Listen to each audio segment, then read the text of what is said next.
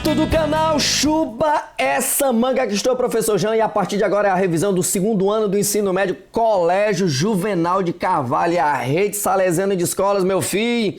Então, galera do segundo ano, a revisão é apenas um áudio por conta aí dessas coisas conturbadas aí de horário, não sei o que e tal. Mas tá aí a revisão, escuta e vai anotando aí o que eu vou explicando com mais efervescência, aquilo que eu vou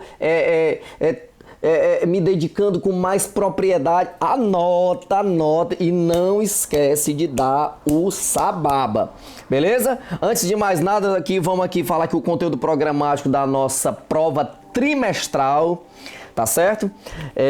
Inclui o capítulo 2, lembra lá o capítulo 2? As reformas religiosas, que foi da nossa primeira prova parcial, e aí vai cair também o capítulo 1, a formação do mundo moderno, o capítulo 3, o Estado moderno, o capítulo 4, a expansão ultramarina europeia, beleza? Tranquilo? Posso começar? Tá bem facinho, não tem aperreio não. A revisão já chegou e pronto, já era. Tá certo? Então, Jean, vai cair alguma coisa lá do projeto Filme História? Aquele projeto lá, Filme Mais História, que foi o Lutero? Vai, aquele filme que nós assistimos, que retrata os principais acontecimentos político-religiosos da vida do Martinho Lutero, que foi um monge agostiniano e professor de teologia alemão, que impulsionaram o início e a efetivação da própria reforma protestante durante as primeiras décadas do século XVI em toda a Europa, tá certo? Não esquecendo que Martinho Lutero, ao perceber que as práticas do clero não eram condizentes com a das Sagradas Escrituras, ele enviou uma carta para o Papa para informar a real situação do que estava acontecendo. Então, o que é que o Lutero publicou? As famosas 95 teses, são 95 teses que ele criticava as práticas que eram adotadas pelo clero católico. Não esquece que o Lutero era católico, monge agostiniano, beleza? Tranquilo? Posso continuar? Então pronto, outra coisa importante também que a gente pode destacar desta reforma protestante, você estuda pelaquela prova que nós fizemos em dupla, beleza? É justamente uma coisa que me chama muita atenção, foi aquela obra de 1543 do Martinho Lutero, que é justamente aquele livrinho que ele dizia, que até o título do livro era Os Judeus e as Suas Mentiras. Então aquela historiografia, ela serviu, tá certo? Lutero relatava os judeus, tá certo?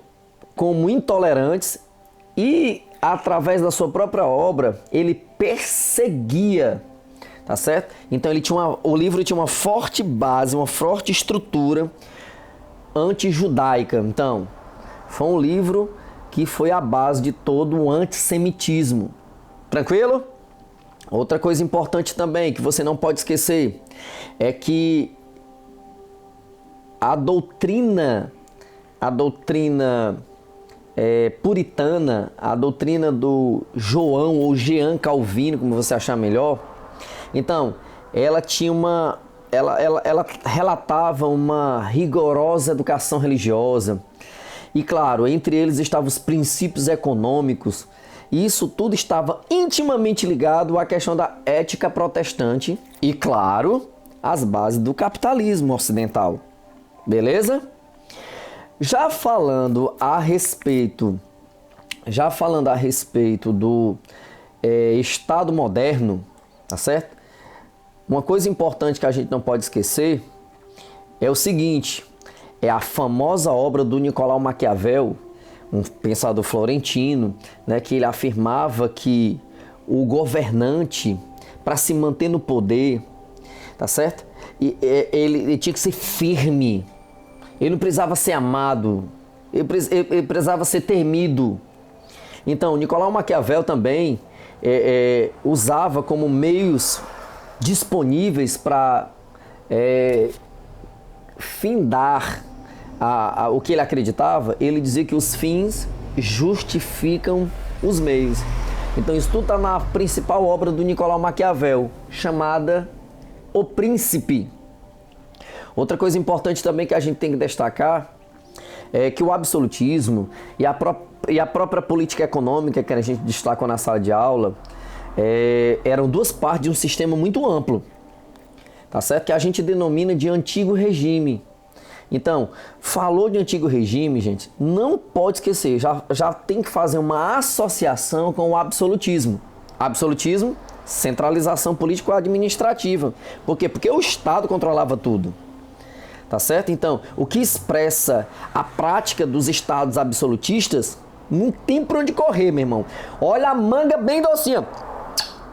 Centralização político-administrativa. Não tem por onde correr.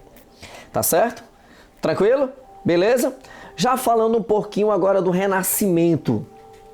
Essa parte é muito fácil, porque o Renascimento que era acompanhado da própria intenção da burguesia renascentista de ampliar o seu domínio sobre a própria natureza, sobre o espaço geográfico, através da própria pesquisa científica, da invenção tecnológica. Então, os cientistas, eles iriam se atirar nessa aventura, que era o quê? Tentar conquistar a forma, o movimento, o espaço, a luz, a cor e mesmo a própria expressão e o sentimento.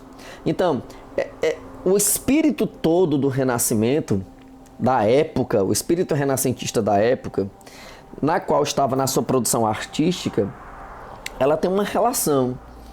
E essa relação, ela está entre a ciência e a arte. Falar de Renascimento é falar de arte. Falar de Renascimento é falar sobre ciência também. Tranquilo? Beleza? Tá tranquileba aí? Então, outra coisa importante também que a gente não pode deixar de esquecer de relatar no Renascimento é justamente as diferentes concepções que houveram. O choque que houve entre a Renascença e aquela mentalidade medieval. Então, qual era a mentalidade medieval? A mentalidade medieval, ela dizia o seguinte, que era o teocentrismo. E a concepção da Renascença? O antropocentrismo. Presta atenção. São duas palavras gregas, teocentrismo, Deus como centro, antropocentrismo, o homem como centro. Antropocentrismo era a mentalidade da Renascença, que ela estava em contraste justamente com a mentalidade medieval, que era o teocentrismo. Beleza? Tá certo? E já chegando às grandes navegações, onde é o nosso fim, lembra que nós falamos lá sobre Portugal ser a nação pioneira nas grandes navegações, tá certo?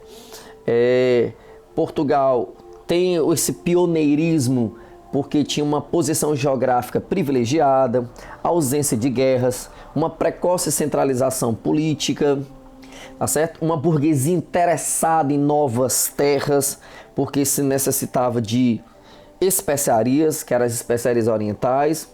Então, tinha que se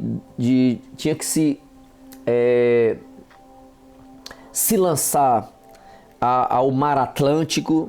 Eles possuíam uma escola de Sagres, uma escola marítima, uma marinha, que preparava marinheiros para essa grande empreitada. E eu não posso esquecer que a fé cristã também está envolvida junto com esse grande evento, a expedição ultramarina. Mas outra coisa que eu também não posso esquecer é que o modelo de navegação português, tá certo?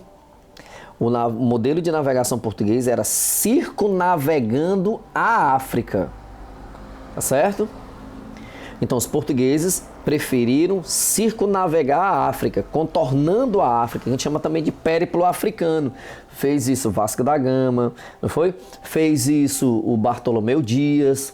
Então, Bartolomeu Dias chegou até o extremo sul da África. O Vasco da Gama, em 1498, chega em Calicut, na Índia, né? Então, modelo de navegação português circunnavegando a África, contornando a África, o périplo africano, diferentemente do Colombo, que navegou a serviço da Espanha, que ele preferiu a rota ocidental, acreditando que a Terra era redonda, beleza?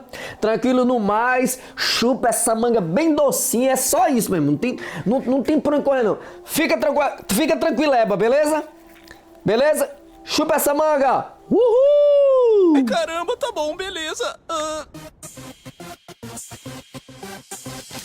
Oh, yeah! Tem que ficar tranquileba! Fica tranquileba aqui! Tem que ficar tranquileba! Ficar tranquileba? Mas que diabos é isso? É a nossa melhor cartada, é isso que é.